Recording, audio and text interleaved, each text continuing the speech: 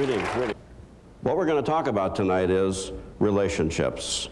And the title of the seminar says it all: loving me, loving you. It really is in that order, you know. And so many of us get it backwards. We think if I can get you to love me, then I can love me. But it doesn't work that way. If I can get me to love me, I can get you to love me. Think of it this way. Who do you respect? Someone who's grasping to get your respect, or someone who obviously has self-respect? You're drawn to that, aren't you? I was talking to Lynetta earlier, and it's so delightful to find out that when a lady is strong and when she has her self-esteem intact and she knows who she is as a person, she draws healthy men. But when she's weak and she's not sure of herself and she needs someone to convince her that she's desirable and lovely, she draws predators. We're going to learn how to avoid that. We're going to talk about the ingredients of a bad relation. What is it that goes into a bad relationship, with the obvious intention of avoiding that? We're going to talk about the ingredients of a good relationship. What must be in a good relationship to make it good? We're going to talk about something that most of you won't be interested in, but for those who are, how to supercharge your sex life. You think you're sexy? You just wait. You'll be dynamite.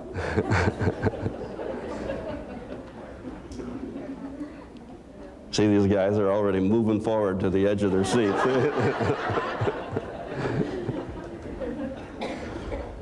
We're going to talk about the ingredients of mature love. Someone says, I love you. You ever wonder if there was a way to know? A little litmus test, you could kind of watch them and find out, do they really love me? I mean, it's nice to hear that. I want to hear that. Feels wonderful. I want to be loved. But do they really love me? We're going to tell you how to do that, how to know. We're going to tell you how to build love in your relationship, how to develop mature love. If you have love already in a relationship, that's terrific. I'm going to teach you how to intensify it, how to make it gooder and gooder as the years go by, how to make it such so that you guys can look at each other when you're 70 with wrinkles and paunches and gray hair and have eyes only for each other. You ever seen couples who have done that? Doesn't it thrill your heart? I'm going to teach you how to do it tonight. That's what this evening is all about. So a man is sitting at a bar. He's looking morose and crestfallen. And the bartender comes up and he says, sir, I can't help but notice you look depressed. I'm a bartender. You can talk to me. Tell me your problems. The guy says, it's nothing. It's just that today is my 25th wedding anniversary. The bartender is confused. He says, now wait a minute, I don't understand. He says, that's a day of excitement. You should be real happy and pleased. 25 years, that's incredible in today's society. He says, oh, you don't understand. He says, I hate her. I can't stand her. And I knew it 5 years after we were married. I told my friend, who happens to be an attorney, I'm going to kill her. I can't take another minute with this woman. I'm going to kill her. And he talked me out of it. He says, if you kill her, you'll go to jail for 20 years. He says, just think, if I had, I'd be free today.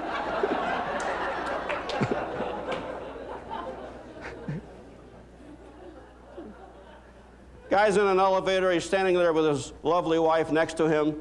This beautiful model type of lady comes on, and she looks at him and she says, George, last night was terrific. Thank you. Next floor, she gets off, and he turns to his wife. He says, now don't get on my case. I'm going to have enough trouble explaining you to her.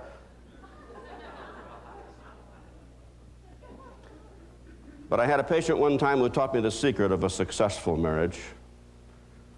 He seemed to have a very happy marriage, and I asked him, I said, Bill, your marriage seems very good. I'm always trying to learn, do a little research. What do you guys do? Is there a magic thing that you do, some secret technique? He says, well, yes, we do, actually. Early in the marriage, we realized that you have to work at it to make it successful. And so what we do is, 2 times a week, we go out for dinner and dancing, a little candlelight, a little bubbly, and then an evening of romance and lovemaking.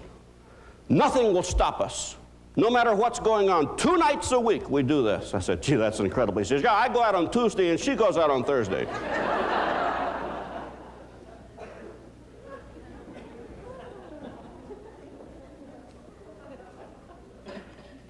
Why am I telling jokes about relationships?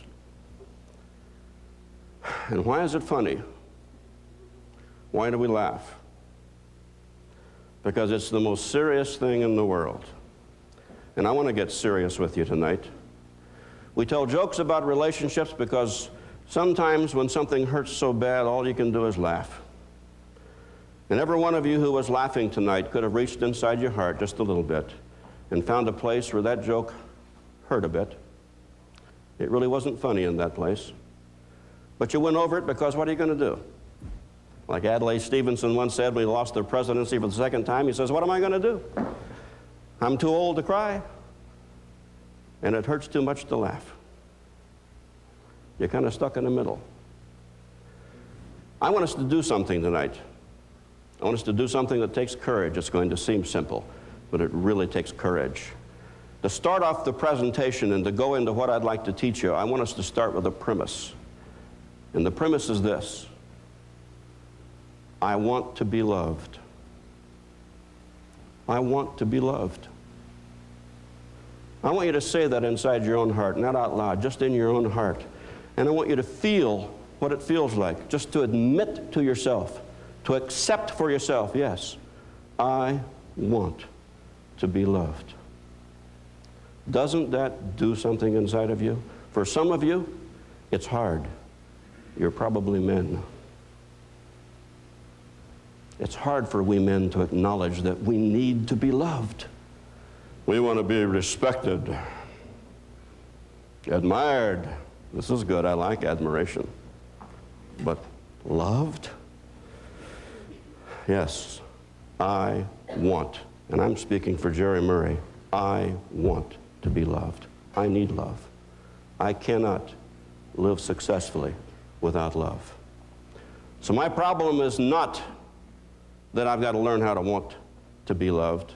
I've already got that. The only thing that differs between you and I is how we go about trying to get that love and how we go about trying to avoid the rejection that we fear when we go about trying to get that love. That's the only way we differ. Some of us cover up real good, and you'd say, hey, wait a minute. You don't know Sam. I know Sam. Sam does not want to be loved. Oh, yes. Sam wants to be loved. Deep in his heart of heart, he needs it. So what are the differences? Let's talk about the ingredients of a bad relationship. And I'm going to use a term that we use on the show. The ingredients of a bad relationship are typified by jerks and bimbos. The men are the jerks, of course. And there are a lot of us. More than we really need, actually. We have an oversupply of jerks. If I didn't know this before, I learned it from the callers on the radio show. The women have made it very clear to me that there's an abundance of jerks out there. We do not have a shortage. True? Where am I going to find a decent guy? Where can I find a guy that's healthy? They're all jerks. If they're not, they're married. And some of those are jerks. And then the guys, of course, have their day in court. They run into a lot of bimbos. When am I going to find a woman who won't judge me by the way that I look, or the car that I drive, or how thick my wallet is? When can I find a woman who will love me for me? And I won't have to do my tap dance to convince her that I deserve her applause. Jerks and bimbos. I am convinced, and I'm speaking for me now, this is obviously not true of you, that there's a little jerk in Jerry Murray. That all of us have just a touch of jerkitis, all we men. And we've got to watch it. To the degree that we can keep it down, we can have successful relationships. And every lady, I believe, has a little bimbo in her. And we got to watch that. Because it's easy to slip into these behaviors. You know why? because they all offer the quick fix. For men, a way to get love without being vulnerable. And for women, a way to get love that is tangible and concrete. Now, what do I mean by that? What is a jerk? Rather than having anybody stand up to illustrate or to ask the ladies to point,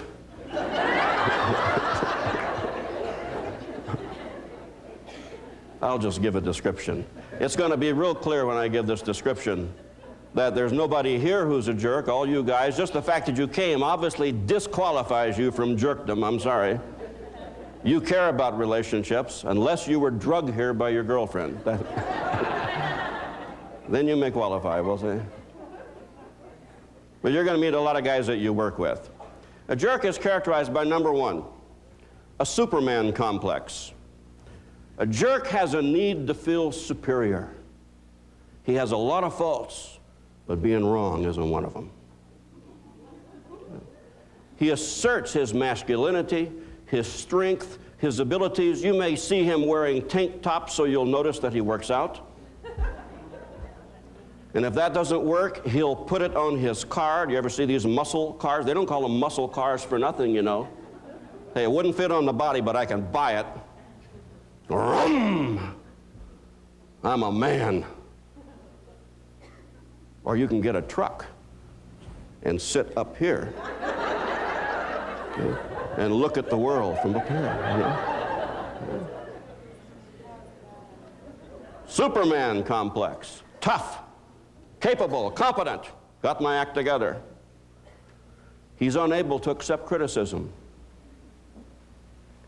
even and especially from the lady in his life.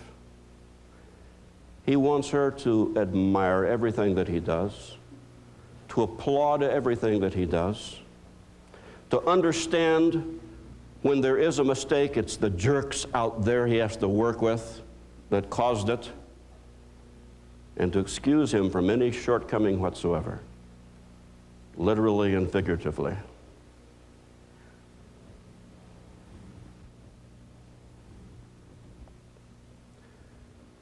When he's criticized, or when he thinks he's being criticized, when there's the inference, the suggestion that maybe, just maybe, he's not God's gift to women, such as, honey, you weren't going to wear that shirt with those pants, were you? He can become violent. At his extreme, he can become violent. We've been talking about abuse, haven't we? Isn't it incredible when I do the show and we talk about abuse, how the lines heat up? We have so many callers, there's no way we can possibly get to all of them. Of the women who are sitting in Sonoma County, hopefully not sitting here tonight, who are being abused. I had a man who typified this, a patient of mine who came to me who was arrested for abusing his wife. He beat her up pretty severely on several occasions, so much so that the doctor finally reported it. The woman wouldn't. And the police were called into it, and he was made to come see me to get his act together. After we established a little rapport, he explained to me what was going on. His particular kind of abuse would always start with trying to choke the woman. And he almost choked her to death. And then he would beat on her.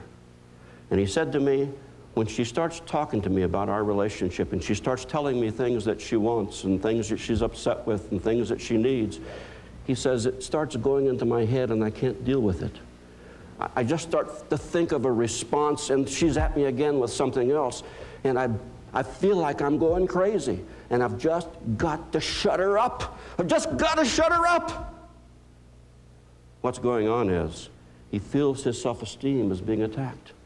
He feels he's being bombarded like in a war, and he's got to destroy the aggressor. The irony of this is the man cries when he talks about hitting her, Cries when he talks about her broken jaw. Cries when he talks about her lying on the ground, bleeding with a busted lip, and her face blue and contorted from when he choked her. He loves her, which is all the more reason that every word she says penetrates right to the heart of his fragility, which is low self-esteem. That's why jerks do this, you see. They figure that if they're tough enough, if they're competent enough, if they're capable enough, if they're big enough, if they're strong enough, maybe somebody will love them. Let me tell you about a Class A jerk. His name was Jerry Murray. Actually, still is, isn't it? At the age of 6, my father was a minister, and he traveled around the world saving people. And of course, he couldn't take a 6-year-old boy with him or a 7-year-old boy, and couldn't take a kid with him. So he would leave me places, never knowing what was taking place where he left me, trusting that God in his wisdom would take care of his son.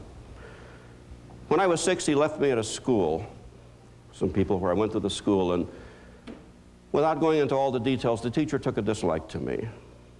And the first day in school, she called me back into the cloakroom, and she found a stick, and she began to beat me. That began a series of beatings every day. Later in life, I discovered my parents had learned that the woman was psychotic. She was sent to a mental institution, but that didn't help little 6-year-old Jerry. And she beat me half to death for about 6 months in a row. I had nobody to tell. My parents were gone. I'm staying with strangers. And every day I would go to school knowing I was going to get beat and not having any idea what to do about it. That made an impact on me. That changed me in my personality, but I never understood what the change was. When I went through my training therapy, my training therapist said, "Is there any issue that you'd like to deal with?"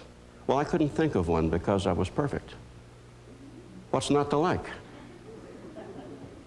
And I thought, geez, you know, I don't get anxious, I don't get depressed. My emotions are controlled, I have a superior intellect, good looking. I don't know, what's to talk about?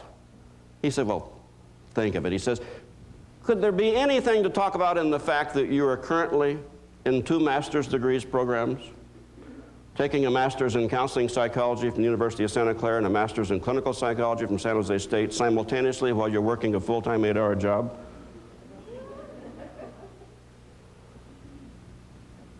You're getting straight A's. Would you say you're driven? A little obsessed, maybe?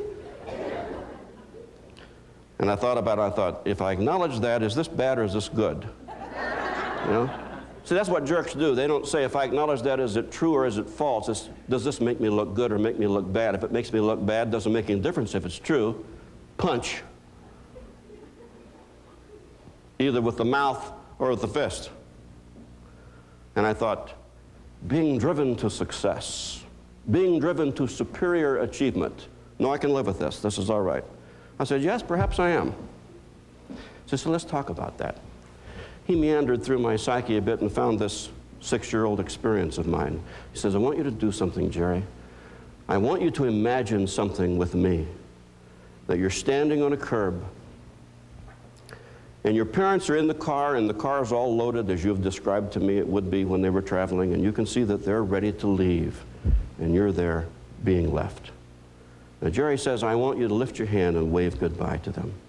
I said, okay. He says, no, no, no, no. I don't want you to fantasize that you're lifting your hand. I want you to lift your hand, and I want you to wave goodbye to them. Close your eyes, see them. Now lift your hand and wave goodbye. Well, I felt like a fool, you know, this idiot. You know? But he wasn't going to let me off the hook, and I did get a grade for this, so. So I lift my hand. He says, now as you're waving goodbye, Jerry, I want you to say, goodbye, Mommy and Daddy. I know that what you're doing is more important than I am. And something hit me right in the heart. Oh, God. I said, that's good. That's good. That's a good point. I'll work on that one. He says, don't work on it, don't intellectualize, don't compliment me, just raise your little hand, wave goodbye to Mommy and Daddy, and say out loud, Goodbye, Mommy and Daddy. I know that what you're doing is more important than I am. I thought, it's stupid. I already got it. But I thought of the grade. And I lifted my hand and I said, goodbye, Mommy and Daddy. I know. And right there, the world caved in on my heart. I just broke into little pieces. And I want to tell you, it hurts today, not nearly like it used to. I fell on the floor. Me falling in, come on. No, I don't do that. I sobbed and I cried. I curled up in a fetal position. That turkey walked out and left me there. I don't know how long I was there. It was a long time. I was grateful he was gone. And when I came to him later, I said, now what? He thought therapy was over. He had found the pain. It's like a doctor cutting it open and finding where the cancer is and say, oh, there it is, good, and walking out of the operating room. You see, I was trying to get enough degrees with the best grades to dress as good as I could, to look as good as I could, to say things as glibly and articulately as I could, to perfect everything about me so that I would be so important that nobody would ever leave me again. Now, the grades were good. The degrees worked out. The competence paid off. But it didn't get rid of that driving, nagging feeling that I was imperfect, that I was still lacking, that I was still needy, that nobody would love me. It wasn't good enough. And it wasn't until I got in touch with that little 6-year-old Jerry and loved him, standing on the curb, crying and feeling guilty because he was crying because he didn't have a right to, and told him, I won't leave you, little guy. Every time you've cried before, I've run away. I've just taken another course. I've worked a little harder. I smiled a little bigger, and I've run from you. I'm sorry. Forgive me. I'm going to stay with you now. And every time I start bragging, and every time I start showing off, and every time I start thinking I'm Dr. Wonderful, I got to go back to little Jerry and say, cool it, kid. I'm going to love you anyway. You don't have to be wonderful. You don't have to have an answer for everything. You don't have to know everything. I'm going to love you anyway. And he goes, really? Really? And I can relax. And I can let you love me. I can let others love me. Because now I've got a secure source of that love. Jerks have a Superman complex because they're still trying to get loved. And they think if they're perfect, if they're strong enough, maybe somebody will love them. Which leads to a second problem jerks have, is that's a sissy fear. Jerks have a sissy fear. They're scared to death somebody's going to think they're a sissy. You know what a jerk is? A jerk is a guy like me who's sitting there in the movie watching Kramer versus Kramer or something like that, and it gets to those mushy parts that makes the women cry, you know, dumb movies, and feel a tear come down my cheek and rub my brow because I'm afraid somebody might catch me crying. Why? Because it touched my heart. Sissies cry. Men don't cry. Jerks have a sissy fear. They're afraid of vulnerable feelings. They're afraid of acknowledging their humanity. You know, what I really dislike is this thing that we have done in our psychobabble culture, in talking about getting in touch with your feminine side and getting in touch with your masculine side. I'm here to tell you that tenderness is not feminine, it's human. Compassion is not feminine, it's human. Feeling ashamed, feeling embarrassed is not feminine, it's human. By calling it the feminine side, we scare most men away thinking, I'm going to get in touch with my get out of here, you know. I'm a man. We have moved ourselves away, gentlemen, not from our feminine side, but from our human side, the part of us that makes us tolerable. I had a doctor that I worked with, happened to be a woman, And I was going through a bad time in my life. I've had a couple. And this one laid me out.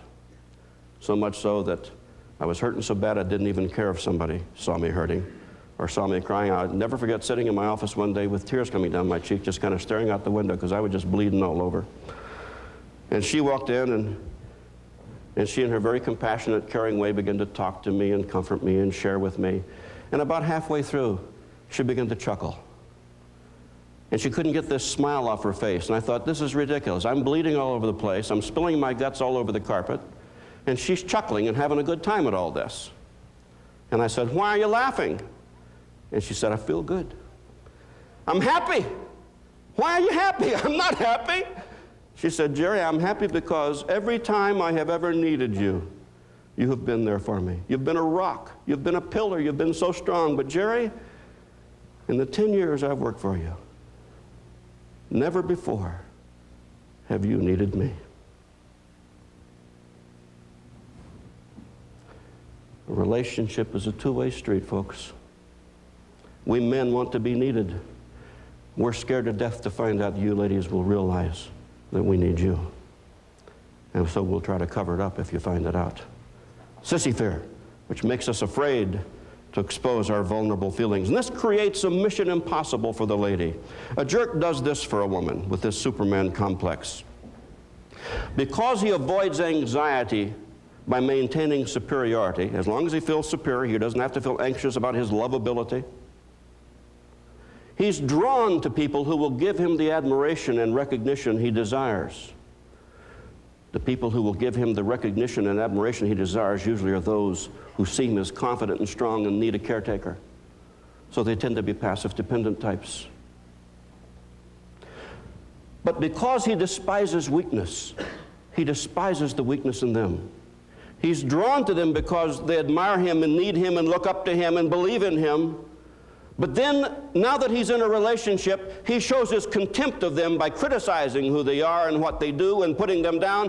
Why can't you get a good education like Susie? She's going back to school. Why don't you lose some weight? Sally's losing some weight. Why don't you do your hair differently? How come you sit in the corner at the party? Why can't you talk and be friendly like... Finds fault with everything that she does. She puts up with this for a while, and finally she gets her act together. She's got a friend giving her a little encouragement. She goes to a shrink who says, go for it, and she says, by golly, I'm going to do it. I'll go back to school, and I'll take a course, and I'll get an AA. And so she announces when he comes home that night, honey, I enrolled at the community college. I'm going to take a course. He says, it's about time. What night? She says, Wednesday. You know that's my bowling night. For God's sake, can't you do anything right? You see, the problem is this. It's a mission impossible. He needs her to be strong enough so that he won't be contemptuous of her, but weak enough so she won't threaten him. She's got to find that never, never niche somewhere in the magic land of Never, Never Land, where she's strong enough to get off of his criticism and contempt, but weak enough so he can still be Superman. It ain't going to happen. And that's what jerks will do. Superman complex. Sissy fear. Number 3 is they have a lord and master orientation. I am the boss in my house. Let's get this straight. They tend to see their lady as a possession and not as a person. Did you ever wonder, lady, why that man who was so gallant, so charming, so seductive, so wonderful in the courtship, once he chalked you up and broke through the finish line and now has you on his chest and the loving cup on his trophy, I got her, hasn't dusted you in years. And he's out looking for other trophies, other brownie points to prove that he is a real man. Because he sees you as a possession. The single biggest reason behind abuse of men to their ladies is because they objectify the lady and don't let her be a person. They wouldn't hit a person, but they'll hit an object. And for a jerk, The woman becomes an object the moment she says, I do. He's now got her, and he puts her on the shelf. If she is a good possession and provides aid and comfort to him, she's tolerated. If she's a nuisance, she's criticized and ultimately rejected. Think of it this way. This guy who loves his car and parks it in the garage so that the weather doesn't tear up the paint job, who waxes it once a week and makes sure it looks beautiful, who takes it and keeps it tuned up and all of that and drives it like crazy all over, revving the engine, showing he's a tough guy. What do you think would happen if he walked out to that car and one day the car says, I don't feel like taking you for a ride today. I got a headache.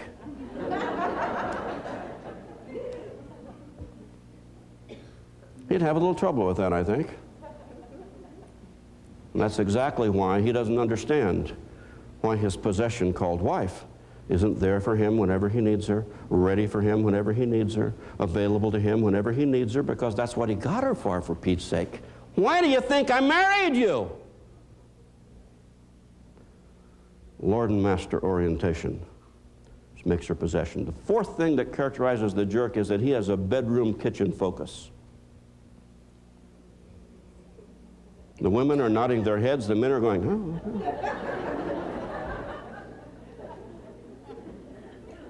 What's the point? But how come the women got it first? You know? The utilitarian worth of a woman is measured by two things for a jerk. What's she like in the bedroom and what's she like in the kitchen? God forbid that she fall down on the job in either one of those places. It's the old Madonna whore syndrome. He wants her to be his mother, and he wants her to be his lover, but never his partner. He is unable to relate to and accept a woman as an equal. Not equal, similar, and not different, inferior, but equal as a person. And he never taps the full ability of that relationship to blossom and grow as it can when two people involve themselves with each other. He doesn't understand how a man can stay married 25 or 30 years. How can you take the same woman all that time? I've had men say to me, I couldn't stand the same woman longer than a couple, 3 years. After that, I need a little variety. Yeah, when your relationship is 6 inches deep, you're going to need a lot of them. Dear lady was teaching school. And the job of vice principal became open, and she knew she would get the job because she had 20 years of teaching experience, more seniority than any other teacher. And when the job was given out, it was given to a young whippersnapper who had been teaching for 7 years, and she was furious. Hurt, angry, bombastic. She went into the principal's office crying and uttering epithets and saying, I don't understand how you can do this to me. I've been teaching school for 20 years and you do this to me. He let her calm down a moment and he said, dear lady, you haven't been teaching school for 20 years. You've taught 1 year, 20 times. For you married couples out there, how long have you been married? 5 years, 10 years, 15 years? Or has it been 1 year multiplied by the number of years you've been together? Does it reflect the growth and development and maturation of a mature relationship? If it does, you wouldn't even consider another person. How could you duplicate what you've spent all these years creating with somebody new? I got a 20-year-old wine here that's been aging in my cellar. I've been watching it. I've been taking loving, tender care of it. You want to give me something out of a barrel? I got vintage. What about bimbos? Men are saying, all right, enough already. Guy is rubbing it in. I'm now going to spend 3 minutes on bimbos, fellows, if you really want to get upset. I knew it, he said. What What makes a woman a bimbo? Well, the guys know, just as you ladies knew what a jerk was and some of the guys didn't know. A bimbo is characterized by four things also. Number one, value fluff. A bimbo has value fluff. She has superficial values. If the guy is good looking, he can be an axe murderer. If he's driving a Porsche, child molester, you know? If his daddy owns a manufacturing plant, gay. You know? She measures him by how he looks, how much he makes, what kind of impression he has socially. She wants the guy that everybody turns around and says, God, look at the hunk, look at the stud, which consequently is why we got a lot of guys trying to look like a stud, trying to look like a hunk. Surprise, what you get is bimbos, which you can love for eternity or until breakfast, whichever comes first.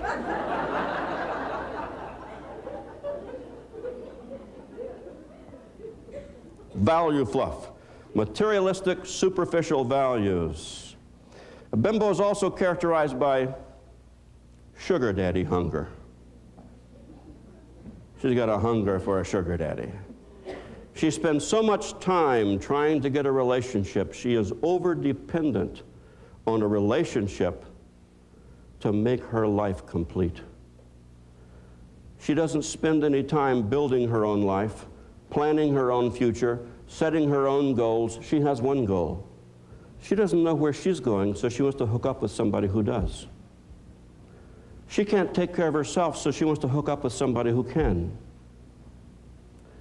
That's why she's vulnerable to these predators, these jerks in fancy clothes with nice cars and lots of money who want a trophy to put on the shelf. And she'll volunteer every time, thinking she's getting someone to take care of her. A bimbo's biggest fear is getting older and losing her sex appeal and not being able to find someone to take care of her. There's nothing sadder than a 50-year-old woman with peroxided hair and stiletto heels and a dress that embarrasses children, strutting around hoping nobody will notice that she's past her prime. And isn't the phrase past her prime what a jerk would say and what a bimbo would accept? Sugar daddy hunger. The third thing a bimbo is characterized by is sex appeal addiction. She is addicted to the need to be sexy.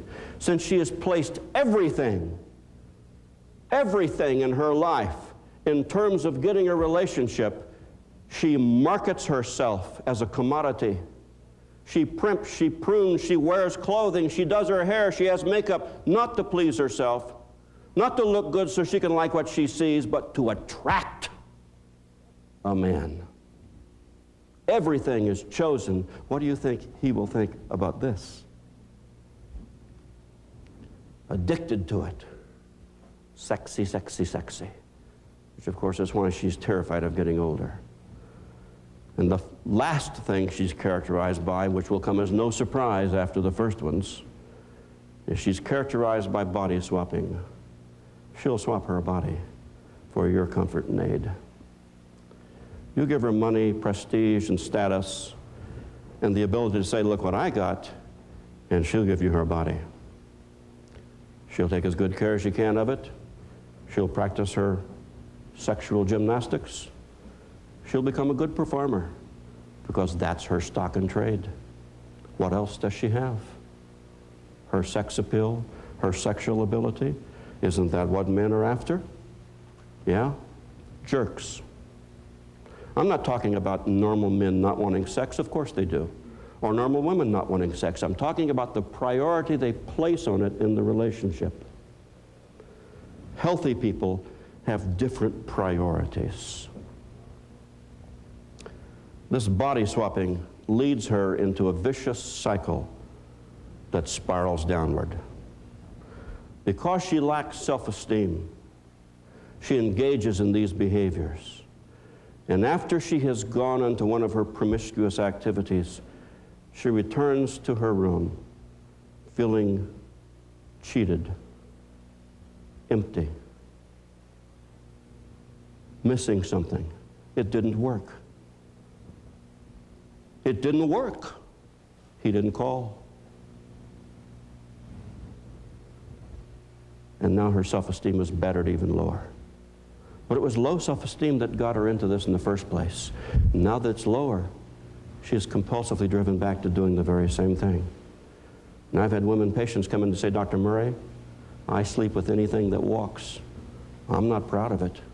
I didn't start off that way. I don't know how I got here. But if a man shows the slightest interest in me, I fall on my back and round hills, they call me. Can't stand up straight. Jerks love her for eternity or until breakfast, whichever comes first. But that vicious cycle leads her to the point where her promiscuity and her battered self-esteem cause her to turn to drugs, to turn to alcohol, to narcotize her pain, until the day comes that maybe she attempts to kill herself and to remove herself from this vicious cycle. Every one of those ingredients that I've given you in jerks and bimbos exist in you and I. They're there, ready to come forward. They are controlled. They are dealt with by one thing and one thing alone, and that's our feeling of self-worth as a person, that we can generate ourselves. So what is the ingredient of a good relationship?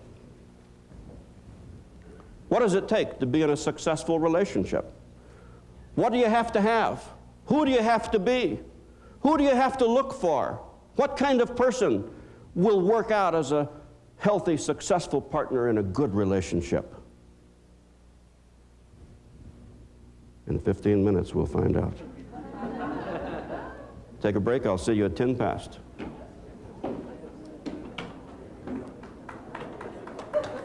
Thank you.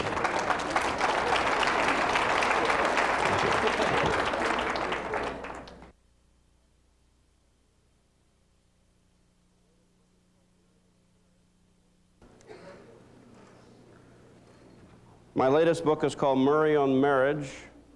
Many of you are familiar with it.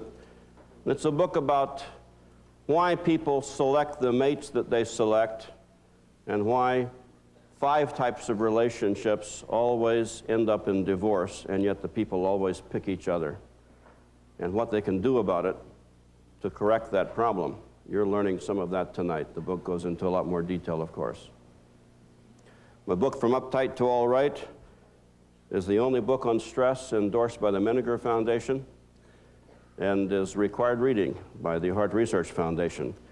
It is a book on stress that is unique in this sense that all the other books teach you what to do after the truck hits you. I teach you how to stay out of the freeway. It's on prevention, you know.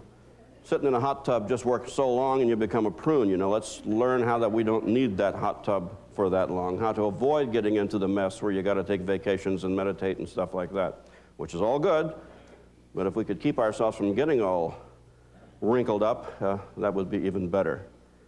Then I've got audio tapes, books on tape on various subjects. They can tell you about out there on personality development and building self-esteem in yourself and your children, communication tapes, etc. I won't bore you with the commercial. I'm just chattering to get everybody back into the auditorium. A lady at a cocktail party was making small talk with me one time, and I made the question, which I have since learned to avoid, which is, how often have you been married? And she said, I have had 4 successful marriages. You ever be at a cocktail party where you've had just enough to drink that the little censor that sits up here goes to sleep and you say things that you normally wouldn't say? Well, I would normally not have said this, and I said, dear lady, how can you have had 4 successful marriages? Wouldn't you still be in one of them if they were successful? I mean, how do you do that? She says, no, no, no, she says. My marriages were totally planned. I know exactly what I was doing. I married a millionaire, then I married an actor, Then I married a minister. Then I married a mortician. I was looking confused. I guess she says 1 for the money, 2 for the show, 3 to get ready, and 4 to go.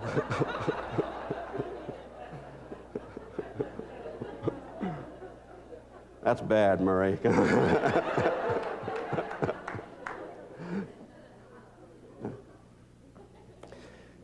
You ever been in a relationship and wondered, is this going to make it?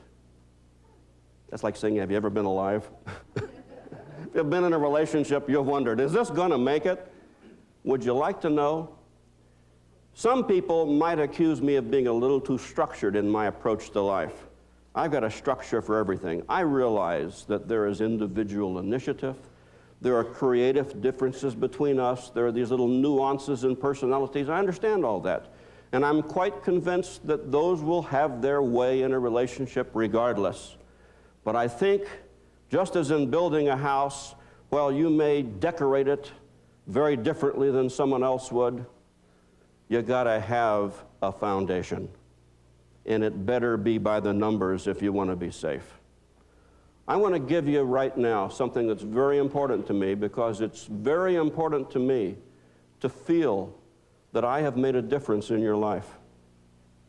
That's a big deal for me. To think that I could tell you something that really has been taught to me by my patients over the years. I had 14 years of educational training, academic training, and then I started seeing patients and really got an education. They taught me about life because they shared with me the most intimate secrets of their heart, things that they had dared not even to think for themselves, but in the presence of acceptance, in the presence of reinforcement and someone who cared, they opened up and showed me the workings of the inner psyche like no textbook ever knew.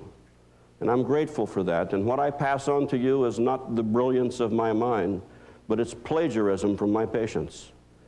Because I learned through their pain and their suffering and their sorrow and their trials and tribulations so much about myself and so much about life. And to put it oversimplified perhaps, so much about what works and what doesn't work. You see, I'm a believer in monogamy, not because I'm religious, not because I'm moral, not because I want to be a nice guy, not because I'm in the American culture and that's the way we do it. I'm a believer in it because it works. The other way doesn't. I'm a believer in fidelity.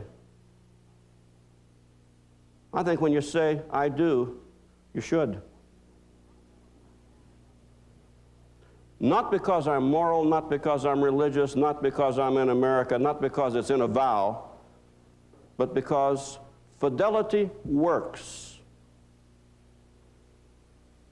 Promiscuity doesn't work. That's why I'm a practical man. I want what works. You say, what do you mean works? What works for me is what gets into my most basic need and gives me a sense of fulfillment inside, a filling up, if you will, with satisfaction and contentment, and a feeling that I am doing with my life what life ought to have done with it. That's what I mean by works. That's why I think there needs to be a structure in your relationship. You need to know what that structure is, and you need to work at it. And it's more than just trying to be nice to each other. It's more than just trying to talk to each other. All those things are good. But it's more than that, and I'm going to give you the structure right now. Here's the ruler for a healthy relationship. If your relationship is healthy, the individuals in it will have wholeness. Number one, they will have wholeness. Too many people get married or get into a relationship to try to have a life. They're unhappy, they feel empty, they're lonely, they don't like themselves, they don't like their life. If they could just get somebody to love them and give them a reason to be. And so they go out seeking.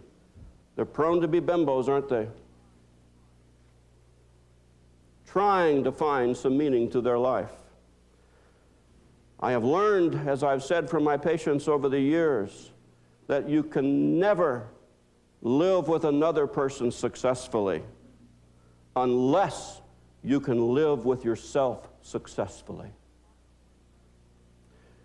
If you contemplate marriage, this aspect of it should be measured by you by this criteria. Is your life full? Does it have meaning? Does it have substance? As it is. Not would it be better if you had someone to love and love you, of course. We're talking about enhancing your life. But if your life has substance as it is, if I went the rest of my life single, there are things to do. There are mountains to climb. There are abilities in me to develop. There are parts of me to explore. There are people to know. There are friends to make. There's a world to get to know. But if I had a partner to do that with, that would be better. That's what I mean by wholeness. It's interesting that the usual rules of mathematics don't work in relationships. 1/2 and 1/2 does not make one. A half a person trying to find another half a person to come together and form a mutual survival pact. You and me against the world. Makes a nice song. It doesn't make a nice life. You have got to have wholeness. Now, to have wholeness, how do you get it? How do you have wholeness? If you haven't discovered it already, I have just the tinge of arrogance. Just a modicum, well, maybe. I think I know. And I'm going to tell you. I'm going to tell you what I believe to be the 3 things you have to be a whole person. And I don't believe you're whole if you don't have them. Oh, not 10 on a scale of 1 to 10, but you got to be in the 7s on these things. You got to be up there where there's more under you than there is above you. 3 things. I'm going to tell you what they are. Number 1, you must have a valued identity. You got to know who you are. Know what your strengths are. Know what your weaknesses are. Know how you are perceived by others. And like it. You got to look in the mirror and say, "Hi there. Good to see you." You got to have a valued identity. Now, everybody's got to have an identity. We're desperate for identity. We have this thing in the teenage years called identity crisis. It means they're no longer a child and they're not yet an adult. What the heck are they? We have coined a word, teenager. It covers a multitude of sins, as any parent knows. Trying to find out what their identity is. Well, I've had patients do the same thing. I want to find out who the real me is. I always get a kick out of that. The real me. Like, who is this person that came in to visit me today? Is this an imposter? You know? Isn't that you? You'd like to discover more of who you are. You'd like to value what you learn about. You'd like to get rid of some of the ideas that you have thought were true about you and turned out to be put there by somebody else and isn't you at all. Like that beautiful woman who says she's ugly and claws at her face and puts scars on her face, and she's a famous actress that everybody considers wonderful because she's so beautiful. True story, I won't give you her name. But who sits in her dressing room crying and ashamed because how can she fool people? She's so hideous. Had a patient come to me one time. He said, "You'll certainly be glad to have me as a patient, Dr. Murray." You know, when you think you've heard everything, you know? I hadn't heard that one. So I perked up. And I said what we're fond of saying. I said, "Oh?" All that education, what do we get out of it? Oh? And he said, yes, he says, the last shrink no offense, the last shrink I went to see told me that I was, and he said a little taller, a classic anxiety neurotic. He was so proud. He said he got the textbook out of his library and he showed me the symptoms. He said he had never seen anybody who was such a classic anxiety neurotic. Well, I knew what I was dealing with. I waited for a minute, that pregnant pause, you know, and then I said to him, tell me, if in the course of therapy we discover you're not a classic anxiety neurotic, who are you? He shriveled in front of my eyes. He said, well then, I guess I'm nobody. To have an identity. To have an identity. Who wants to go from something classic to nothing? Wasn't a good identity, but it was his. You know, the bad kid, the one who's always in trouble, the one that fights all the time. Oh, you're the kid that the last teacher told me about. You're not going to disrupt my classroom. And he grins. He's got an identity. Don't think for one moment he's going to give it up. I had a patient one time and I said, well, you're cured. Therapy's over. He said, cured? When I came here, I was Napoleon. Now I'm nobody. That was a joke. The point being, all of us need an identity. We need to have some sense of who we are. Unfortunately, many of us have gotten the wrong idea as we were growing up. Many of you, dear folks, right now who are listening to me, don't know who you are. You think you're not smart. You think people don't like you. You think you're not attractive. You think all kinds of things about yourself, and you compensate accordingly. You develop behaviors that go with these thoughts you have about who you are, and you've learned to live with it. Sure, I'd like to look different, but this is what I got, so. And you're intelligent, and you're attractive, and you're desirable, and you're enjoyable, and you're fun to be with, and you don't know it. What a tragedy. Some of you are that, and other people don't know it because you've hidden it. You're so afraid to come out of yourself and take a chance that maybe you could be more than you thought you were. Let me give you a clue about identity. There is no identity without relationship. Think about it. If I ask you who you are, there isn't anything that you can tell me that doesn't relate you to something else. You give me your name, you say, I'm Jerry Murray. No, that's wrong, that's me. But that relates me to the Murray family, doesn't it? Say, okay, I got your name, now what are you? You say, well, I'm a plumber. That relates you to an occupation. Well, I'm a husband. It relates you to a wife. I'm a father. I'm a brother. I'm a sister. I'm an aunt. I'm a Republican. I'm a Democrat. I don't know. No identity that you can give for yourself exists without a relationship. So it follows that your identity is only as stable as that to which you relate it. If the valued identity you have come to believe true about yourself is in relationship to an insecure source, you're in trouble. How about the dear lady who has felt like she was nobody, but now, thank goodness, she found a man. And she has walked down the aisle, and now she is Mrs. Somebody. Well, if you live in California, you've discovered that's not the most secure thing to relate to. We're knocking off marriages 2 out of 3, right? If you got your meaning from being a wife, in other words, that's a very insecure place to place your identity. How about the dear lady who is about 42, who has 3 children, 21, 19, and 17. The 19 and 21-year-olds, one is working and the other has a job and has moved away. The 70-year-old graduates this June and is going away to college.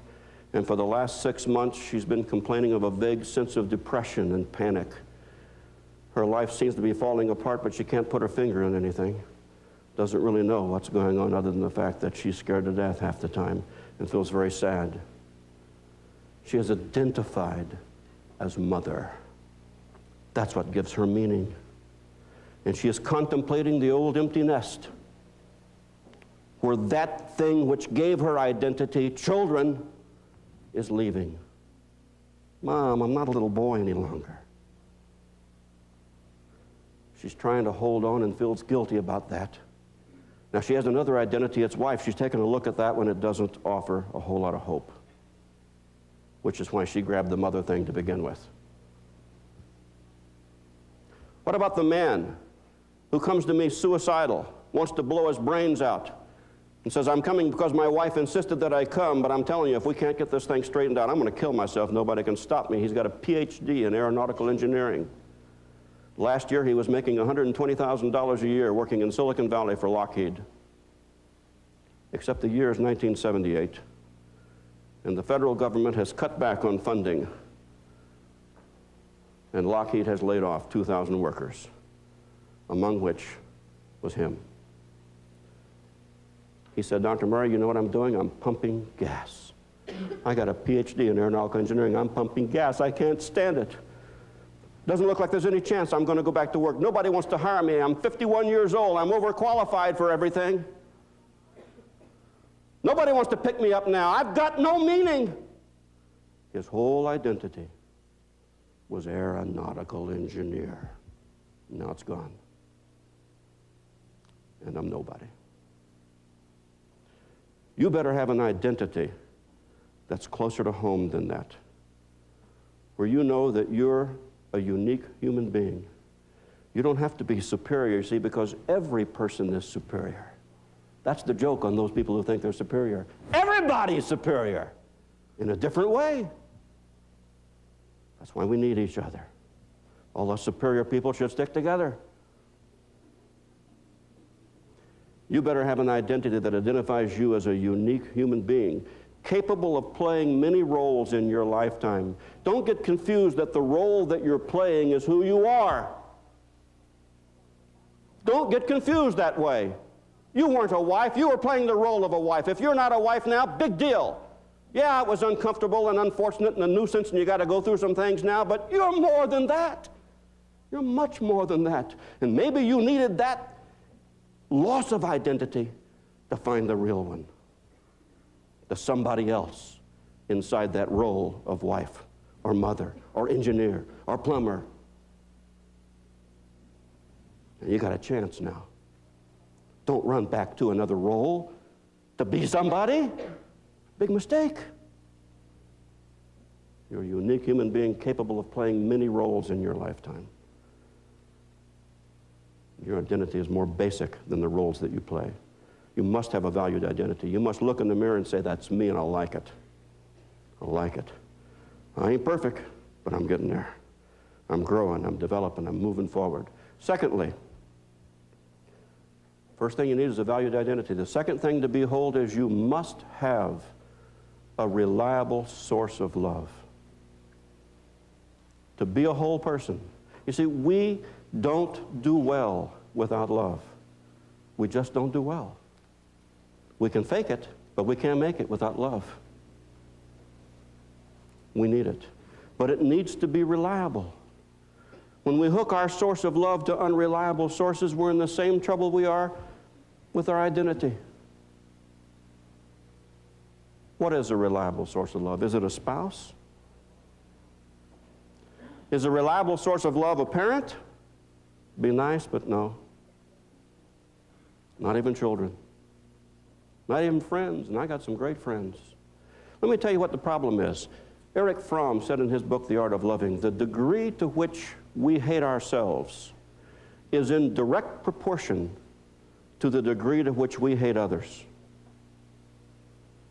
In other words, the hatred you express toward others is really a neon sign advertising the hatred you feel toward yourself. Now, I'm not going to bore you with the research, but the research shows us that the highest levels of racism are in those with the lowest sense of self-esteem. The highest levels of prejudice and intolerance are with those with the lowest sense of self-esteem. If we hate ourselves, we're going to hate others more. That when we feel good about ourselves, we feel good about others. Consider this. You ever got a promotion Or somebody said, I love you, and you didn't expect it and you're overwhelmed and you feel wonderful. Or somebody gave you a wonderful gift and you're just all hyped and feeling good. And you're going down the freeway and there's that turkey going 40 in the fast lane. The last time you honked your horn and signified his IQ. And you thought for sure you would kill him if he'd only pull over. Remember that guy? He's in front of you again. But this time you're hyped. You're feeling really good about yourself. You got a little love in your life. You got something going for you, and you say, hey, live and let live. He's got a right to the road too. I'll just kind of go around to the right and bet he doesn't have what I got. You treated it differently. You weren't intolerant. You weren't angry. You weren't full of hate. You weren't full of a desire for vengeance. I'll get that 40-mile-an-hour driver. I'll kill him.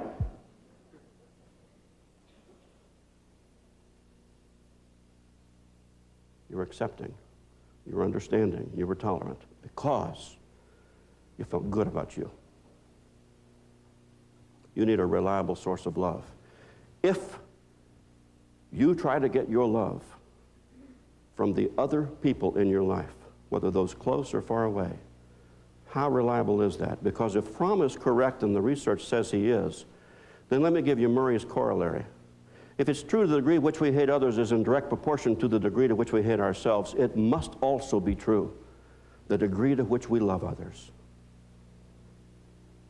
is in direct proportion to the degree to which we love ourselves. For me to pin my sense of worth, for me to point my need for love to everybody out here and expect it to come back to me means everyone that I come in contact with must love themselves, because they cannot give it out of an empty bucket. They have to have it to give. If I'm pinning my hopes for worthiness, my hopes for feeling lovable on other people's loving response to me, they must all love themselves. What's the chances that's going to happen all the time? 2 chances, slim and none. And I'm going to have an emotional roller coaster for a personality. I'm going to be up when other people are feeling good about themselves and can give me strokes. It's been a good day today. It's nice at the office today. I enjoyed it, had a good time. Talked with Susie for a long time. She's admired my work, hasn't told me, but she told me today. Next day, miserable. Susie had a fight with her husband. She's not feeling too good. She wasn't in the mood to admire somebody today. Your source of love is gone, and you're down. Up, down, up, down, up, down. Like a manic depressive. You need a reliable source of love. That ought to be from the one person you have to live with for the rest of your life. There is, of course, only one person you have to live with the rest of your life. It's not your wife. It's not your husband. It'd be nice if it happens, but that's not them. It's not your parents. It's not your children. You only have to live with you the rest of your life. Now, if you have to live with someone the rest of your life, wouldn't it make sense to have that person as your best friend? I mean, wouldn't that make sense? Then why are you trying to get everybody else to be your best friend that you don't have to live with? You ought to be pointing the target a little closer to home. I'm going to give you a formula to improve your life that will save you thousands of dollars in therapy. Okay? It's going to take me 18 seconds. Ready? Do this thing I'm going to tell you, and I absolutely guarantee the quality of your life will improve dramatically within a week. I mean, I live here. You can come get me. So it's put up or shut up, right? I only ask that you do it. If you don't do it, it won't work. But if you do it, and your life isn't dramatically improved in 1 week, you come and say, Murray, you're a faker. You're a phony. And I'll bow my head in shame. Okay? Here it is. Only choose those behaviors which if you perform them, you can look in the mirror and say, I respect you for doing that. That's all. Real simple. You're going to be confronted this week with lots of choices. Lots of behaviors potential to you. You can do this, you can do that, you can do that, you can do this. All I ask of you is this. Just do it for 1 week. You can go back to the other stuff after that. For 1 week. Only choose those behaviors for which after you perform them, you can look in the mirror and say, I respect you for doing that. Now hear what I said. It's not they will respect you for doing that. She will respect you for doing that. He will respect you for doing that. The boss will respect. No, it's the person you've got to live with the rest of your life you've got to impress. And that's the person you're looking at in the mirror. Do that for a week. If your life doesn't dramatically improve, I don't care what quality it is now, it could be terrific. If it doesn't dramatically improve, you come say, Murray, you're a liar. It will. Because you will be tapping in to one of the things that you have to behold, a reliable source of love. That come rain or shine, come hell or high water, you can look in the mirror and like that person that you're living with. You can give them love when everybody else is giving them rejection. You can give them understanding when everybody else is accusing. You can give them support when everybody else has abandoned them. You love them. Just like your children, you don't always agree with what they do. You don't always like some of the things that you do, but that love is consistent all the way through. A reliable source of love begins with you. The third thing that you have to be whole, you need a valued identity, you need a reliable source of love. The third thing is, and I'm really convinced about this one, I actually thought about this a long time over the years to make sure it belonged in my triad, and I'm convinced that it does. The third thing that you need is a sense of meaning and purpose to your life.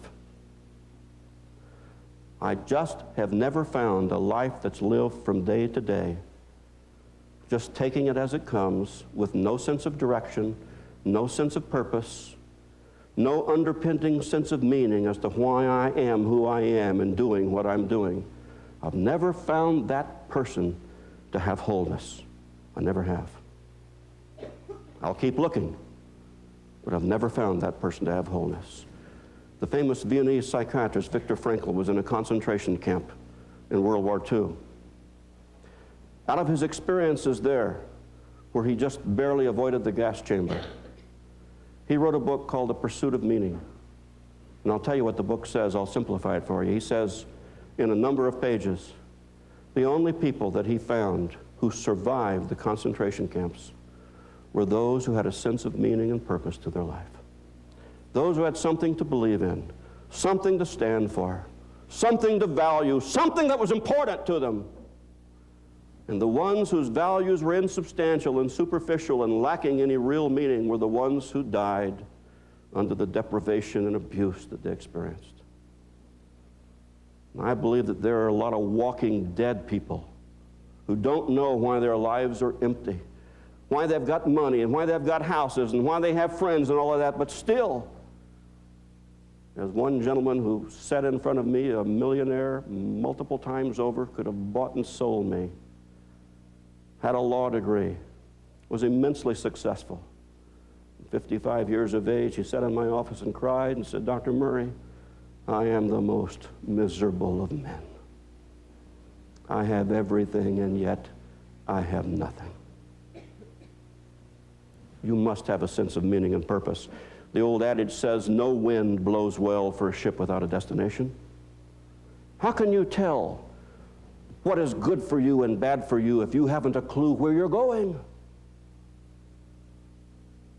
When I was going to school, as an example, back in those driven days, the guys would come to me on Friday nights and say, hey, Jer, got a beer bust.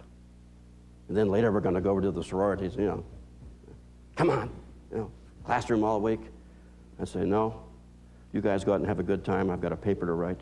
I've got a book to read. I've got some homework to finish. Now, was what they were doing wrong? Were they bad people? No. But it was wrong for me because it didn't support the direction I'd chosen for my life. The sense of meaning that I had, the sense of purpose that I had, helped me choose what I put into my life. You see what I'm getting at? Some of you have people in your lives that ought not to be there. They are not consistent with the sense of meaning and purpose that you have for your life. They will take you a different direction. Are they bad? No. Do you love them? Of course. Do you wish the best for them? I hope so. But should you have them as traveling companions? No.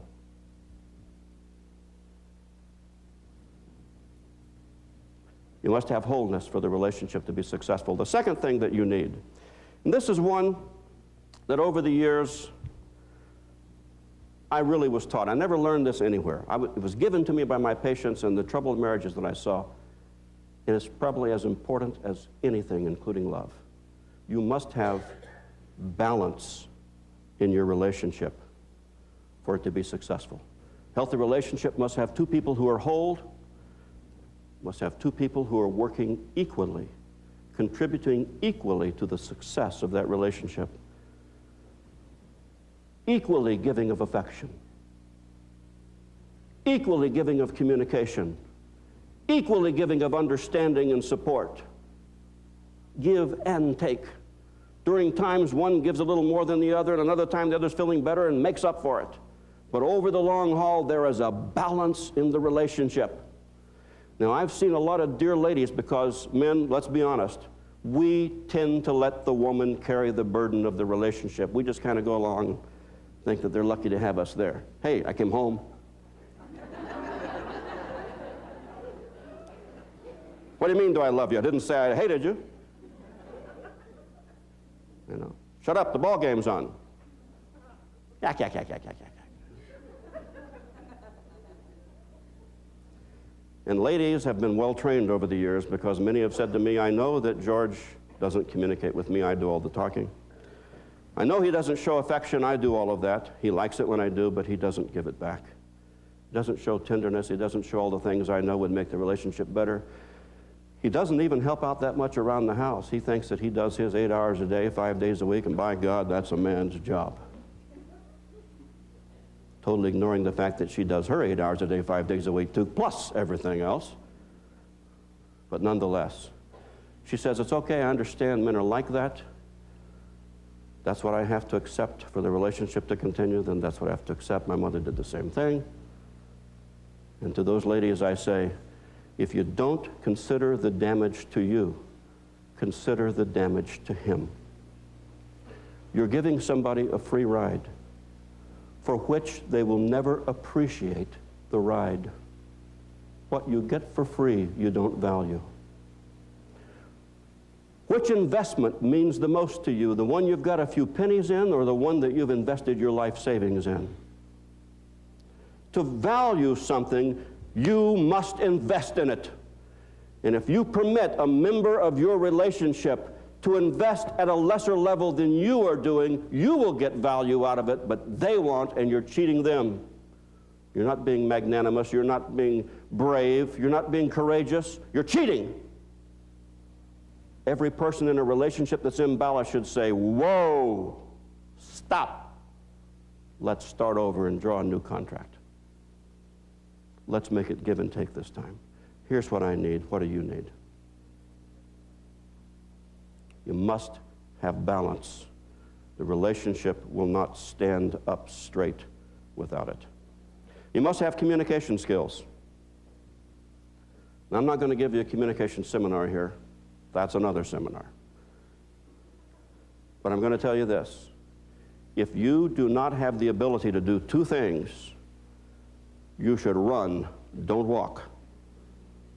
To a book, to a class, to a person, to all three of those who will teach you to communicate. And those two things are this.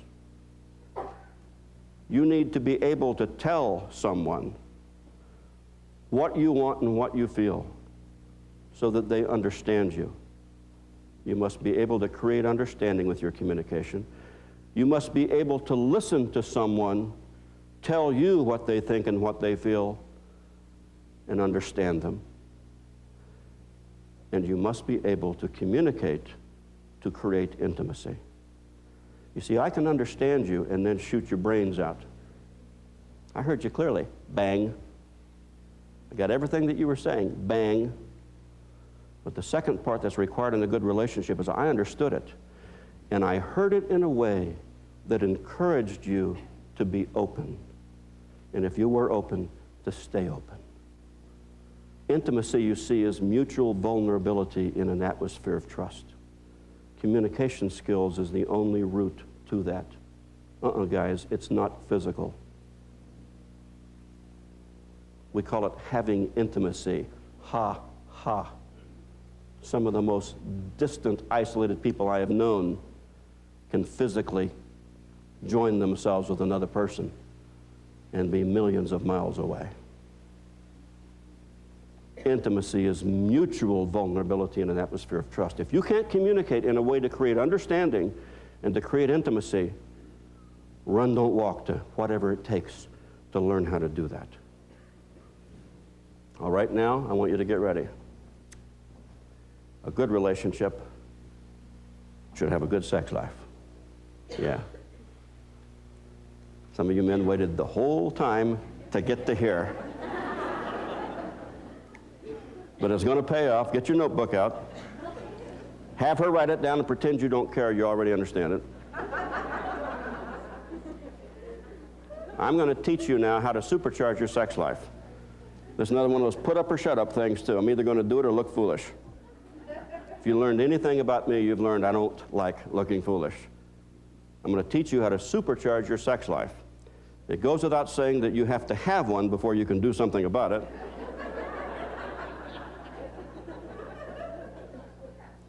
And I'll leave that to you.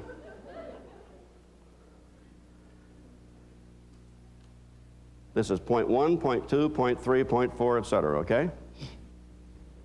And they're kind of in order. Number 1, make a decision that this is your sex partner. Does that seem kind of silly to you? A lot of people who are in relationships have not made that decision. They have said, I'm going to see how it works out. If it does, fine, I'll stay. And if not, I'll move on and get somebody else. You know, if she pleases me, you know, it's up to her. Or if he's good at, you know, to supercharge your sex life, you got to decide, if I'm going to have a healthy, happy, fulfilling, satisfying, ecstatic sex life, if I'm ever going to have it, I'm going to have it with you. You're my partner. That's the commitment. This is the one I'm going to have it with. Make that decision. That's important. You've got to do that first. Number 2, don't treat your mate as a statistic. Understand that your mate is unique. And the fact that you were the best lover the last person you were with had ever had means nothing now. This is a new person. And if she says a little higher and to the left, go a little higher and to the left. Don't tell her Sally loved it that way.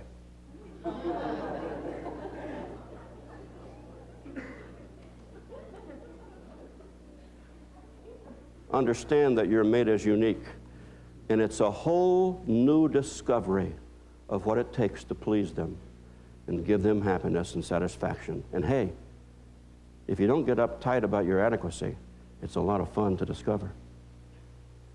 You got a unique mate. Number 3, get rid of the word foreplay. One of the most damning words that sex therapists have given us is the word foreplay. Now, some of you ladies are going, now wait just a second here. Slow down. It's not entirely bad, you know. The guys are saying, right, yes.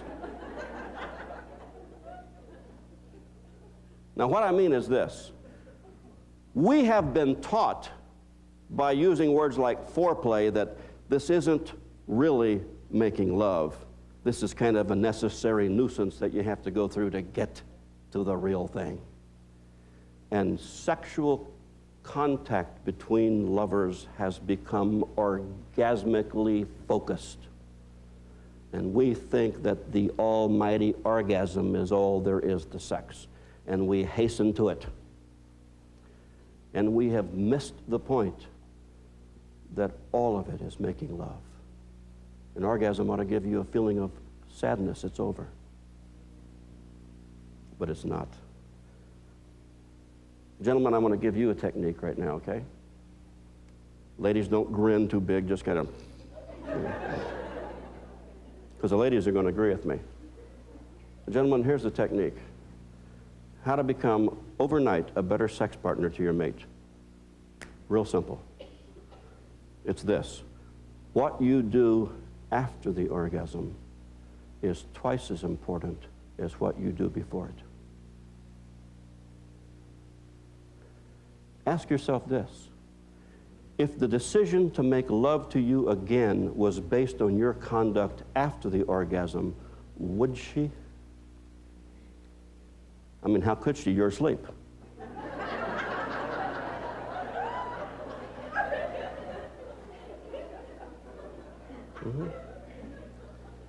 Those moments when physical satiation has occurred for both of you are the precious moments available to you for intimacy and vulnerability at the highest level, of talking and sharing and giving to each other, the most nourishing, wondrous things that will bond the two of you together so that who in the world could possibly compete with that kind of joy? Get rid of foreplay. Making love in the evening begins with good morning, sweetheart. I love you. Can I get you some coffee, honey? Look, I'm running late. Don't worry about breakfast. I'll take care of it myself. Sweetheart, take your time getting home tonight. I'll have dinner ready for you. All that's foreplay, guys. Making love is an attitude. It's not a technique that you learn. It's not a book that you read. It's not the G-spot. It's the heart spot. Number 4. Ask questions. It is incredible over years that I have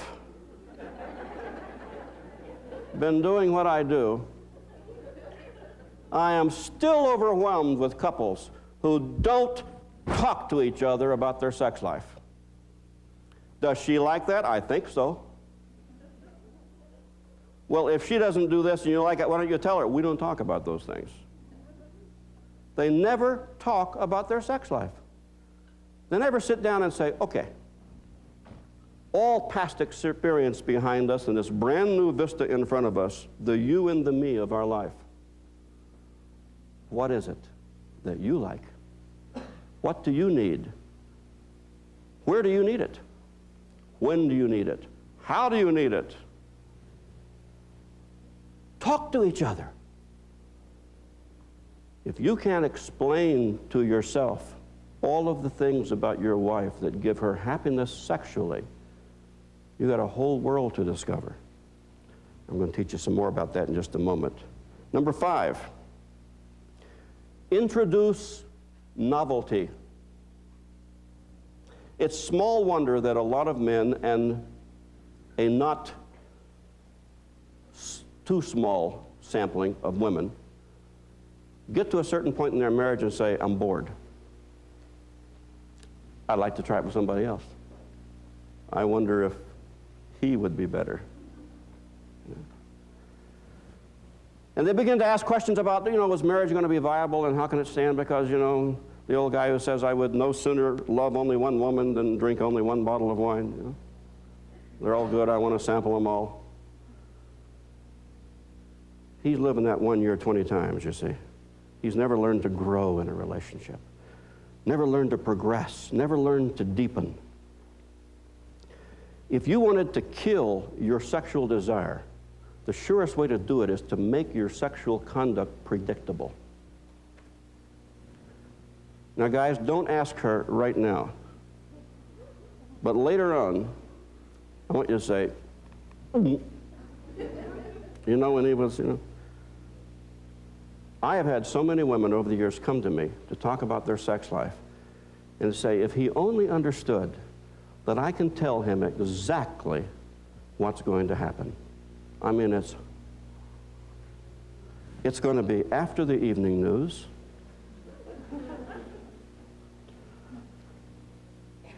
He's going to roll over on his left side and put a hand on my shoulder. This is my sure clue right here. I know what's happening. The next words out of his mouth are, "Want to fool around?"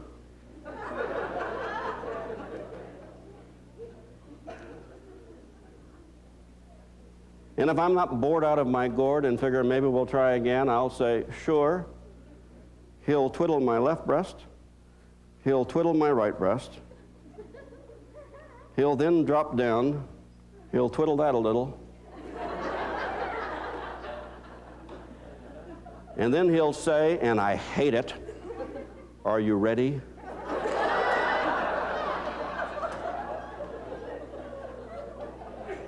And God forbid if I say yes, because it's slam, bam, thank you, ma'am, and he's snoring.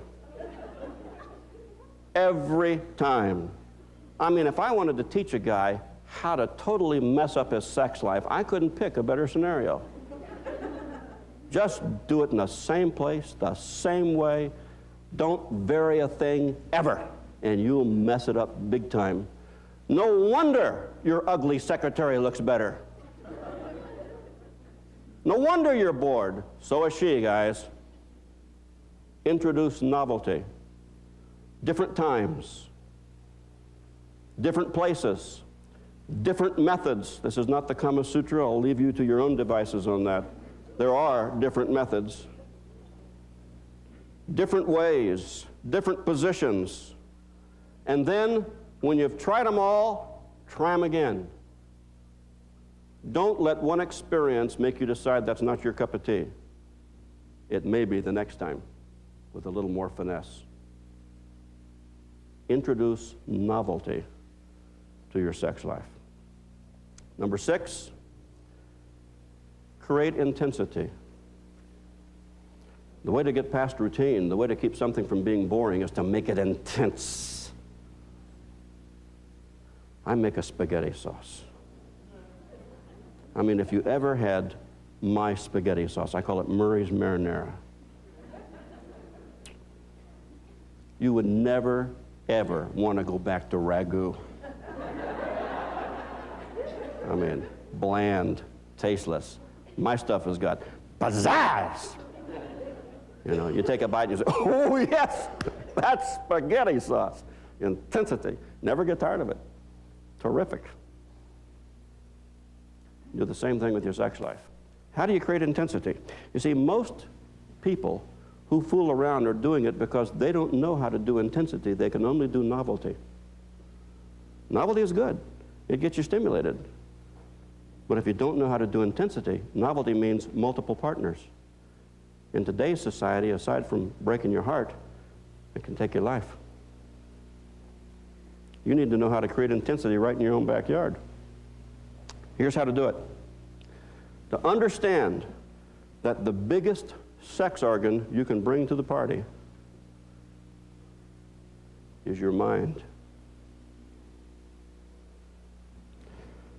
That's why Masters and Johnson found couples in their 90s having sex 3 times a week.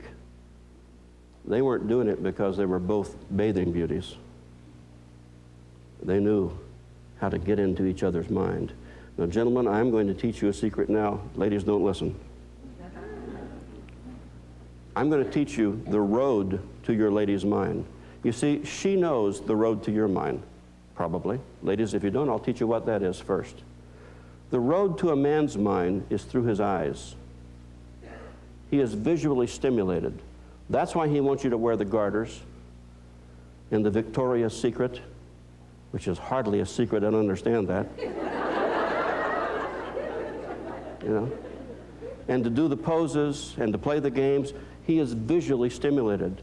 That's why if you get him on the Playboy channel, he may not go to bed. That's why he has the books, the girly magazines, and most women don't get turned on by that. Now, I'm not saying you can't be visually stimulated. I'm saying that a man primarily receives sexual stimulation through his eyes. And if you are one of those demure, shy types who has been avoiding the use that is available to you to stimulate him, think again. What may be a kid's game to you and oh, that's silly, is the way to his mind. Because getting into the mind is where arousal is. It's not down below. You know how I know that? I've treated too many men for impotence over the years who had something get into their mind and it flipped a switch and it didn't get any lower. If it doesn't get here in the right way, it won't work anywhere else. You got to get in the mind, and you do that primarily visually. Create visual stimulation. A guy came to me one time, he said, I had a talk with his wife. He said, Dr. Mercer, I don't know what you did, but you started something. You know? He said, I came home from work, and my wife met me at the door. She wasn't wearing anything. And as soon as I saw her, she said, catch me, big guy, and took off down the hall. Yeah.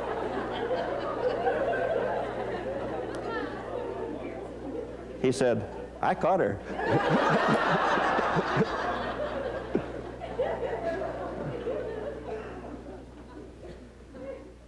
Now, I told you that men get there through their eyes. Gentlemen, this is for you.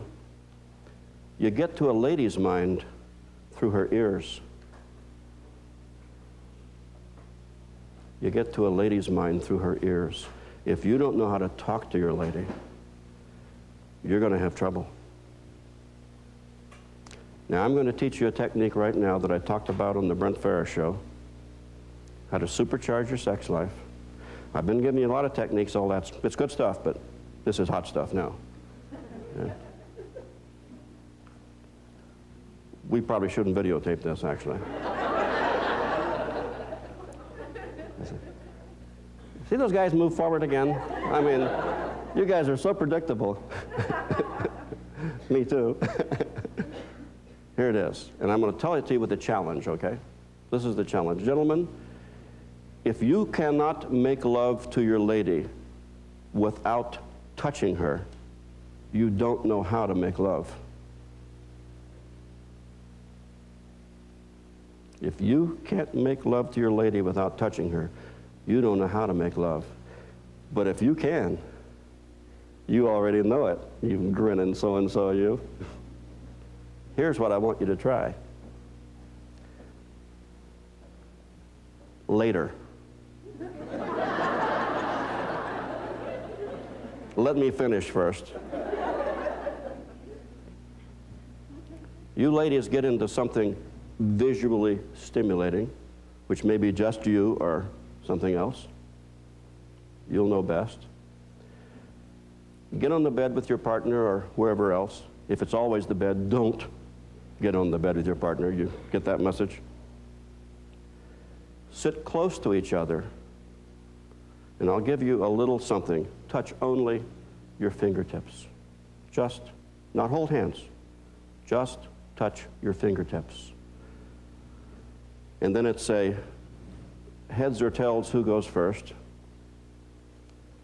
And gentlemen, if it's you, describe for that woman everything that you would like to do to her, from soup to nuts. No pun intended. Describe it as graphically and as articulately as you possibly can. Read a couple of good books if you need some help. Read those romance novels if you wonder why the ladies have been reading that stuff, see? Yeah. Describe how you're going to feel. Describe what's happening inside of you as you're doing all of this.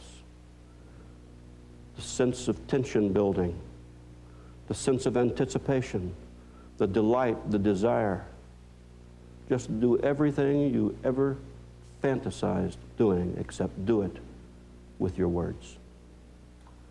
And take her all the way through to the snuggling and the cuddling and the darling, I love you so much afterwards, except only with your words. You get to do the rest of it later. Just verbal. And then ladies, you do the same thing. Each of you talking the love act. Instead of doing it, you say it. Instead of feeling it, you express the feelings. Instead of thinking it, you tell what you're thinking.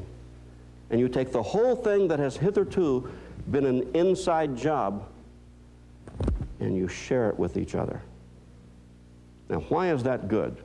One of the reasons that's good is because almost everybody, I would go so far as to say everybody, but I had some scientific training and we shouldn't generalize, so I'm going to say almost everybody has been mucked up somewhere along the line in their sex training.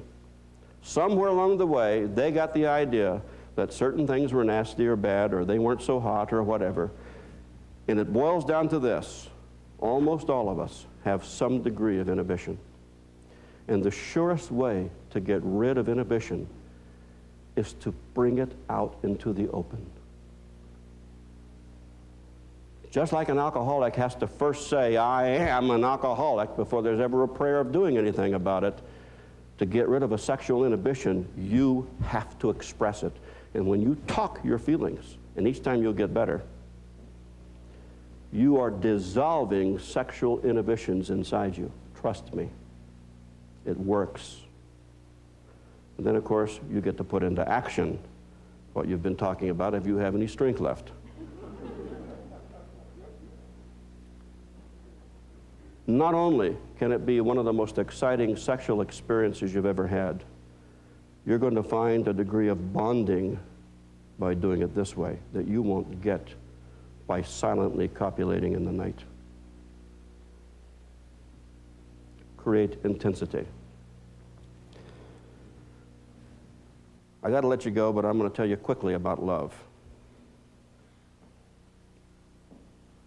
There's so much to say about love, it goes without saying I will not cover all the bases. But I'm going to cover the important ones real quick in about 10 minutes. How to know if you have mature love, and then how to get it if you don't. Mature love is characterized by 4 things. If you have mature love, you will have empathy for your partner. That means they will stub their toe and you will say, ouch.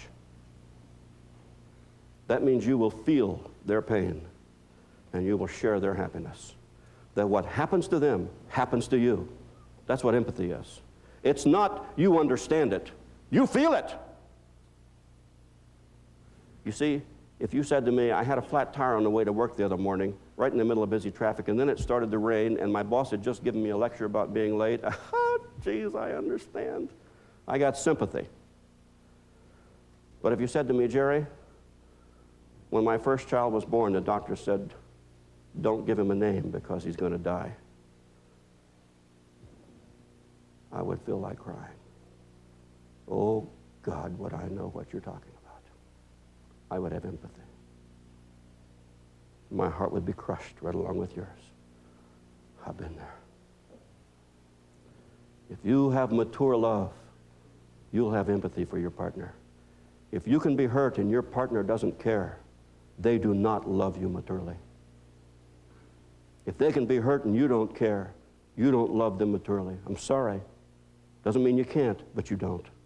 Number 2, mature love has concern. A loving person is concerned for the welfare, happiness, and development of the beloved. And this concern is so large, it will occupy a good part of their life in thinking of how will they feel about this? Will this be good for them? Are they going to enjoy this? You ever have a great experience? Maybe you saw a sunset and you say, geez, I wish that Susie was here with me. I wish I could tell George and say, look, George, you've got concern. You want happiness and joy and health to come to your partner, and you think about it. The third thing is mature love has involvement. A person who loves truly is not content to be just concerned. They want to be involved in those things that contribute to the welfare, happiness, and development of the beloved. And they will offer their strength, their resources, their aid, whatever it takes that will enhance the welfare of the one they love. Those things that I do for my children, I wouldn't do for your children, I'm sorry. But I'd gladly do it for my children. Do you know something? I would die for my wife. I would get up in front of a firing squad and I would take a bullet that was meant for her and wouldn't even think twice about it. A loving person wants to get involved. And finally, a loving person has a non-possessive respect for the selfhood of the loved one. If you try to own the one you love, you don't love them. Because a loving person, while wanting to be involved, while feeling concerned, while having empathy, will accord the one they love full freedom to think, act, and become as they need to become. I wish you wouldn't do this, but if this is what you need to have happiness, then I will get behind you and support you. The man who won't let that lady go back to school so she can get a degree and feel good about herself and be independent doesn't love her. He has a selfish, possessive hold on her. He thinks of her as something that is there for his welfare, and he'll lose something if she gains something. Mature love accords full, non-possessive respect for the selfhood of the one that they loved. Now, how do you get it if you don't have it? And we'll make this quick too. Number one, if you go through this sequence, you'll have it. Number one, knowledge. The more you get to know the person that you love, the more you will love them. I'm talking about really getting to know them. Do you know your loved one's favorite color? Favorite food? Color of their eyes? Don't look. Where'd they go to school in the second grade? What was their most embarrassing moment? What makes their heart hurt like nothing else can? Do you know your loved one? The more you get to know them, the more you'll love them. I had a patient come to see me one time. I have to make this quick, but they came to see me, and they had been accused of the worst case of child beating in Santa Clara County. A mother who had beat her 2-year-old child to the point that every bone over a period of 2 years had been broken in the child's body. The child was permanently paralyzed, mentally disabled. And they wanted me to decide what measure of punishment for the woman. I hated the woman. I despised the woman. I was repulsed by the woman. She came in with a Hell's Angel jacket on and greasy pants and smoking a cigarette and dirty hair and said, "All right, I got to be here. Let's make it quick." And I hated her more. And I wanted to send her away forever. I realized I had to be professional. And so I took some time to talk to her and do what I was supposed to do for the evaluation. And unfortunately, I had to give up my hatred because I got to know her. And I heard about when she was 12 and her alcoholic father would come home and strip her naked and beat her with a leather belt that had a metal buckle that made scars on her back. I found her playing with his cigarettes and taught her a lesson by burning her arm 6 times with a lit cigarette, so that as the separating sores were healing, she would remember never, ever again to touch his cigarettes. And story after story, and my heart just melted. Get to know the person you're with. Really get to know them. Secondly, in order to have mature love, you must have respect. The reason with a lot of marriages going wrong is because the woman loses respect for the man. And unfortunately, she ought to. You know why affairs don't work? Because it destroys the respect the woman has for you, gentlemen. When a man has an affair, the woman loses a little respect for that man. I don't care if she blames herself or feels guilty or anything like that. A certain something goes out of the relationship. You must have respect. Why? Because the single most important ingredient to a relationship is intimacy. To have intimacy, you have to have trust. If you can't trust somebody, you won't be vulnerable to them. And to have trust, you have to respect them. How many of you trust a person that you don't respect? Doesn't happen. Do everything in your power to keep respect for each other. That's why these little words that we say to each other, these little games that we play with each other that are put-downs, that are cut-downs, that are demeaning, that are abasing, but it's just the way we act toward each other. Don't work. There must be respect there.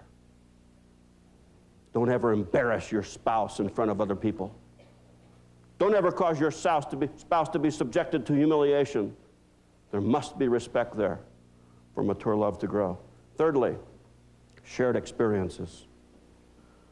I've known marriages that have endured for no reason other than the fact they had done a lot of stuff together. They had shared a lot of experiences. That's all they had going for them, but it hooked them, kept them there. They went through childbirth together. They went through job loss together. They went through buying houses together. They went through the kids growing up together. And there wasn't a whole lot of love. There wasn't a whole lot of respect. There wasn't a whole lot of knowledge of each other, but they had a lot of shared experiences. Now, the key here is shared. Proximity with a similar experience is not shared, is it? To be there when somebody else is having an experience is not to have a shared experience. Going through it together and sharing your feelings about it and bringing it to each other will create a bond for you. 4, emotional investment. If you want more love to grow into your life, emotionally invest in your lover. We talked about it earlier when I said, who is going to care more about the investment? The one who's got pennies in it or the one who has their life savings in it? When you give of your vulnerable feelings to your loved one, when you share your joys and your sorrows, your shame and your guilt and your embarrassment and your tenderness and your compassion, when you can cry with each other, when a man can cry with his lady and hold hands and just share that, what a bonding can take place. Emotionally invest in that loved one if you want that love to be mature and to grow. 5, yeah, you need physical attraction. There needs to be physical attraction. But hold on a minute. Doesn't mean she's got to be 36, 22, 36. Doesn't mean he's got to be 6'2" and blonde curly hair and blue eyes. Hate men with blonde curly hair and blue eyes.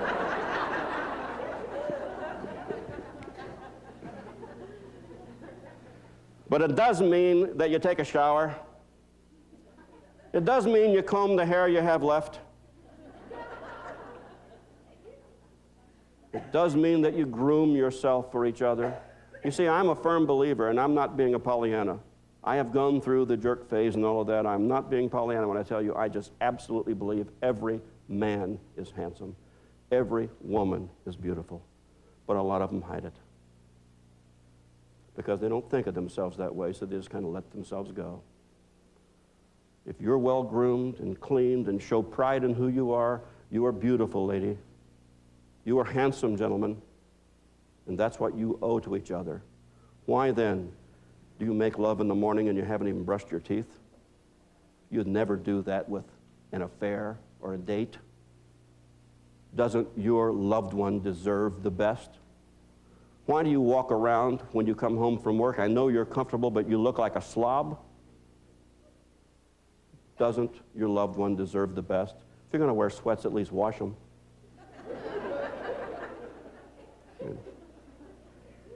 Physical attractiveness is important. And finally, the last thing for mature love, mature romantic love, there must be common goals. You see, you can have all of the things I've said so far and still not be able to be in a relationship with that person if you don't have common goals. It's like standing on a train station platform, waiting the trains to come in, and there's this cute thing standing beside you. You start to talk, and by golly, she makes sense, and it's enjoyable. And you get into a conversation, and she likes you, and you like her, and the first thing you know, the 20 minutes have gone by, and you're really feeling good about each other. And you say, you want to sit together on the train when we're traveling? We can continue talking? And she says, yeah, I'd love to. And then the trains pull in, and you find out, by golly, she's going to San Francisco, and you're going to New York.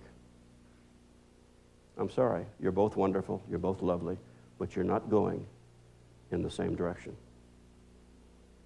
For mature romantic love to blossom in a relationship, you have to be with somebody who's going in the same direction you are. What is the purpose for this relationship? You both better have the same idea.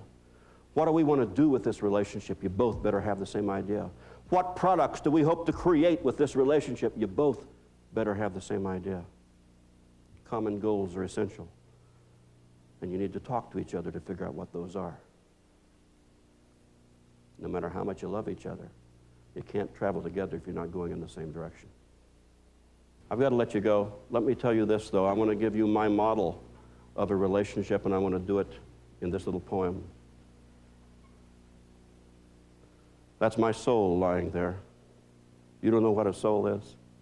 You think it's some ghostly sheet-like thing that floats in the air?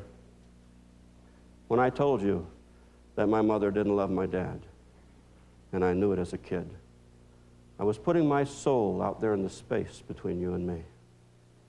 Yeah, that's my soul lying there. It'll go away if you ignore it. It'll bruise and turn rancid like an old banana if you abuse it. But if you choose to put your soul there beside it, there may be love. There may even be the presence of God. Thank you.